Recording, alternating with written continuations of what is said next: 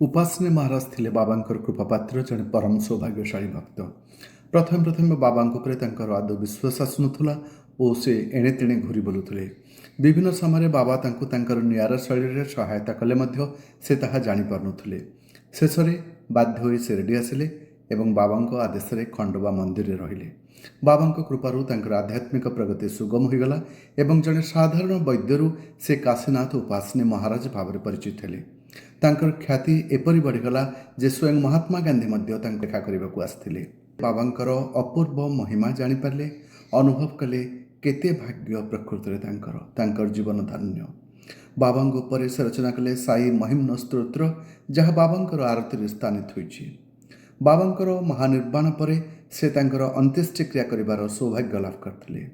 एहा परे तांक मनरे विचार आसला जे बाबांकर स्मृति रे काशी रे क्रियाकर्म करिवे। 1920 मसीहा एप्रिल 3 तारिख 11 दिन पर्यंत चली क्रियाकर्म हनुमान जयंती दिन संपूर्ण होता। द्वादश दिन अन्नदान सामूहिक भोजन पर्व अनुष्ठित होला। एथिरे से समय भक्तों मध्य राव साहेब साठे, बापू साहेब जोग, जसवंतराव बोराबेके, अवतार मेहर बाबा, दुर्गाबाई प्रमुख सामिल होते। एथि निमंते काशीर हनुमान मंदिर निकटरे उपासनी महाराज समस्तंकर रहिबा व्यवस्था करथिले। 100 चंडी यज्ञ कराइथिला। उपासनी महाराजों तत्वावधान में 40 जन ब्राह्मण को पवित्र ग्रंथ पठन कार्य नियोजित कराइथिला। सेमाने भगवत गीता, राम गीता, सप्तशती, अध्यात्म रामायण और विष्णु सहस्रनाम प्रभृति ग्रंथ पाठ करथिले। कर्म शेष में विशाल भंडार आयोजन कराइथिला। जो जगार अन्नदान हबार थिला सेठारे बाबांकर गोटे बड़ सुंदर फोटोचित्र लगा जाइथिला।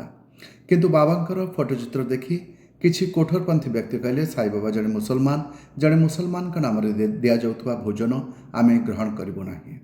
तांको देखा देखि अन्य माने मध्य अनुरूप मंतव्य देले और भोजन रे शामिल हेबे नाही बोली कहले। उपासनी बाबांक पई यह विश्वास और धैर्यर एक कठिन परीक्षा थिला। से सेमानकु सब प्रकार बुझाइबाकु चेष्टा कले। से कहले जे से निजे मध्य ब्राह्मण, सद्गुरु श्री साई बाबा समस्त धर्मर ऊर्ध्वर अटंती, किंतु ब्राह्मण माने सेमानक जिद रे अटल रहिले। तापर उपासनी महाराज कहले से जनक पिछा 5 टंका बदल में 15 टंका कर दक्षिणा देवे। यापर से नरमी कहले कम से कम साई बाबांकर फोटो को हटाई दियो, किंतु उपासनी महाराज राजी हेले नहीं। तांका मन रे क्षणक पई मध्य एई भावना आसला नहीं जे यह तो बाबांकर केवल फोटोटे किछि समय पई ताको अलगा रखिदेबा। बाबांकर महनीयता उणा करने को से केबे राजी नथिले जे कि परम ब्रह्म स्वरूप थिले। तेणु उपासनी महाराज से ब्राह्मण मान कहले आपण माने भोजन ग्रहण न कले न करंतु। तापरे से सारा सहर रे गंगा कूल रे अन्न भंडार लगी कथा प्रचार करदे। समस्ते आसी सादरे भोजन ग्रहण करें यही वार्ता प्रसारित कर दिगला। यह शुणी सहर विभिन्न स्थान 15,000 ऊर्ध्व लोक आसी भोजन पाइले। काशीर ब्राह्मण माने तापर समाधान करने को चाहिए, किंतु उपासनी महाराज से प्रति आउ ध्यान देले नहीं। सतरे बाबांकर प्रसाद कहा भाग्य अच्छी किए जाने।